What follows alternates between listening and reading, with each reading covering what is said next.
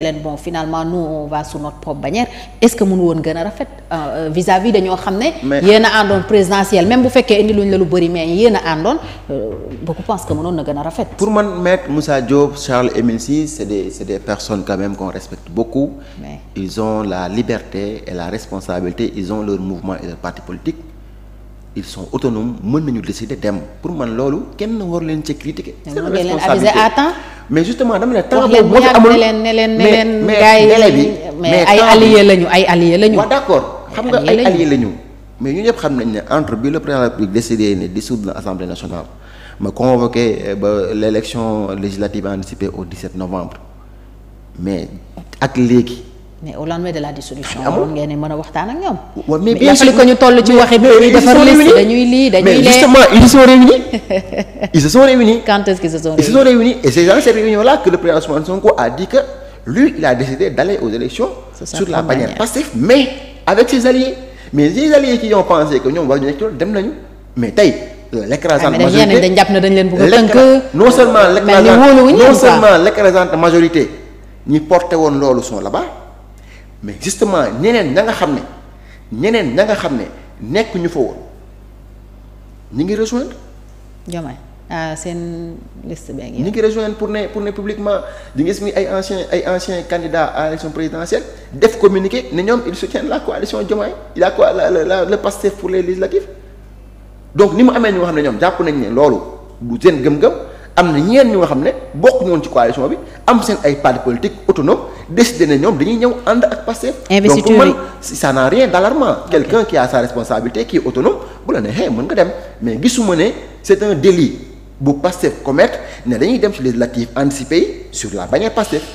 Alors investiture itam ñu ne yëngaloon na seen parti bi comme ni mu yëngalee d'ailleurs yeneen parti yépp donc c'est quoi l'avantage d'être si structuré comme ni nga ko waxee sànq. C'est ça l'avantage d'être structuré pour man loolu mooy et que Pastef c'est un parti très démocratique. C'est-à-dire que on dit que circonscription bu ne wala coordination départementale bu ne.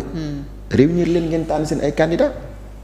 Si vous avez un consensus d'accord si vous n'avez pas de consensus chacun est libre de déposer sa candidature. am na ay départements qui ont déposé plus de 50 candidatures bu nga xam ne 3 wala 2 députés la ñu war a am. Donc 3 titulaires 3 suppléants. Des gens ont déposé des cinquantaines de candidatures. Maintenant à un moment donné chacun peut se réclamer une légitimité pour un peu nga ne man war naa mën a réclamer pour nekk député mais ñu ñëpp xam nañ ne c'est 165 députés. 150 ici et 15 au niveau de la diaspora donc tous les Sénégalais tous les militants. Et tous les leaders de la coalition Pastef et ses alliés Pastef et ses alliés. ñooñu ñëpp mënuñu bokk ci liste yi.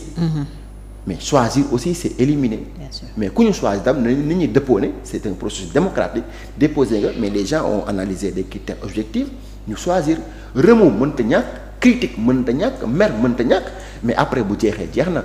C'est ça ma conviction. Kon ragaloo leen moom ay conséquences lu mel ni vote sanction par exemple. Kan mooy sanctionné kan mooy voté sanction. Xanaa ñi mer fan. Ci Diomaye président ak ci Pastef.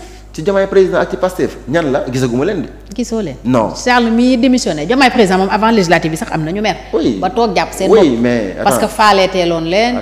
Réunion amatul ñenn ñu leen di sepp ci groupe WhatsApp bi. Tu me parles des leaders qui n'ont pas une dimension nationale c'est des leaders qui ont une dimension de commune aussi. Oui. C'est-à-dire que si quelqu'un pouvait avoir un impact c'est un leader qui a une dimension nationale affirmée et ancrée. Kon dañoo boot un leader qui n'a pas une dimension qui n'a même pas une dimension communale ne peut pas quand même faire une vote sanction pour la coalition de Pastef. Alors hormis ces votes sanctions ragaloo leen tam opposition bi comme seen stratégie lañ jël ñu def razzia comme ni ngeen ko defee woon en 2022 ak seen intercoalition bi même. Non stratégie la ñu doxalaat. Les gens ont essayé de parler d'intercoalition. Moi j'ai entendu que y avait. Takku Wallu Sénégal avec Macky Sall tête de liste. Avec Macky Sall tête de liste. Ensuite Khalifa Sall Barthélémy Diaz Amadou Ba j'ai entendu même que le président Amadou Ba finalement a entre guillemets essayé de prendre des responsabilités qu'il n'avait pas depuis avant-hier pour dire tout simplement que lui il ne va pas être parti pris par rapport à cette coalition-là. Trois départements rek la déggoog ñoom. Mais attends il faut que le premier ministre Amadou Ba aussi qu'il soit un peu courageux aussi pour moi À quoi faisant? Pour moi, s'il veut être un leader politique quand même qui doit avoir d'ici 30 ans une légitimité, il doit nécessairement essayer de s'affirmer. D'ici 30 ans yow fi nga ko yóbbu sori na di. Non, parce que dans ces 25 dernières années, je pense que le PASTEF va continuer à gouverner le pays. 25 ans yi di ñëw. Je le pense fortement. Ah oui. Je le pense fortement. Parce que en vérité. li fi am li mbir mi di wane mooy que ne coalition yooyu noonu yëpp ndakate yow en fait nekkuñu woon di liggéey parce que dañoo bëggoon changer réew mi. Aujourd'hui, c'est des coalitions qui ont été mises sur pied, non pas pour dire qu'on change quelque chose, mais pour barrer la route à la rupture et à la reddition des comptes. Il faut que les Sénégalais comprennent cela. Bu fekkee Macky Sall dafa décider ne tey dafay ànd ak PDS, dañuy ànd ak Khalifa Sall, dañuy ànd ak Amadou Ba, dañuy ànd ak ñeneen pour def une intercoalition. Seen objectif ci loolu mooy empêcher la reddition des comptes et empêcher la rupture. Et les Sénégalais sont conscients. Certains vont pouvoir s'engouffrer dans ces élections-là pour essayer d'obtenir une immunité parlementaire. Il faut que Sénégalais yi xam lan moo waral ces gymnastiques-là lan moo waral ngay gis ñu def coalition ñi nga xam ne mosoo xalaat ne dans 2 mois en arrière les gens se sont opposés au régime de Macky Sall. C'est que 6 mois en arrière les gens se sont opposés farouchement.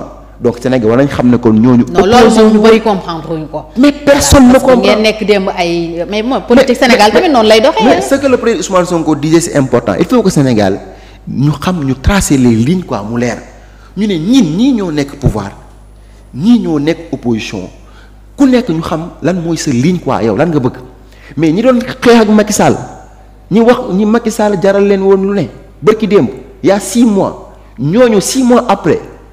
malgré li ñu critiqué Macky Sall sur ces 12 ans lépp lu ñu jiiñ Macky Sall sur la malgouvernance sur la privation de liberté sur le recul démocratique lépp sur 12 ans. nga gis ne tey nga sang Macky Sall ba mu set nga ànd ak moom sur 6 mois mais les Sénégalais ont des yeux et des oreilles mais Sénégalais yi gis nañu xam nañu li nga xam ne moom la ñu leen di togg. te li ñuy togg mooy pour barrer la route à la reddition des comptes et au projet bi nga xam ne à la rupture systémique loolu mooy seen mobile ñeneen ñi.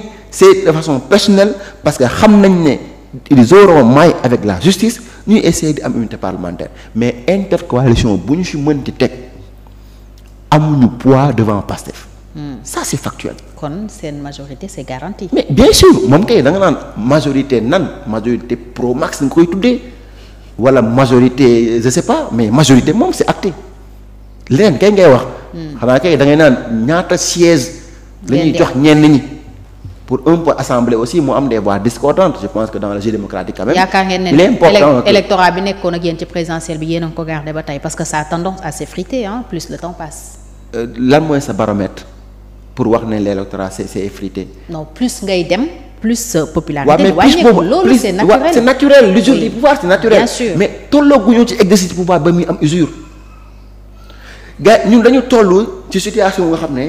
On analyse une situation globale alors que l'analyse même n'est pas terminée pour man li ñu wax nii ci communication sur la situation globale des finances publiques le gouvernement bi def c'est une situation sectorielle sur 1, 2, 3 points des finances publiques mais la situation globale des finances publiques suñu ko defee ba nga gis niveau bi nit ñi yàqee Sénégal dans tous les secteurs li fa am ci ay détournement de deniers publics ak malgouvernance mais nga xam ne réew mi dañ ko toll ci tabaxaat ko. Ce sera la dernière question sànq yaa ngi wax ne dañu war a tracer ni ligne mu leer.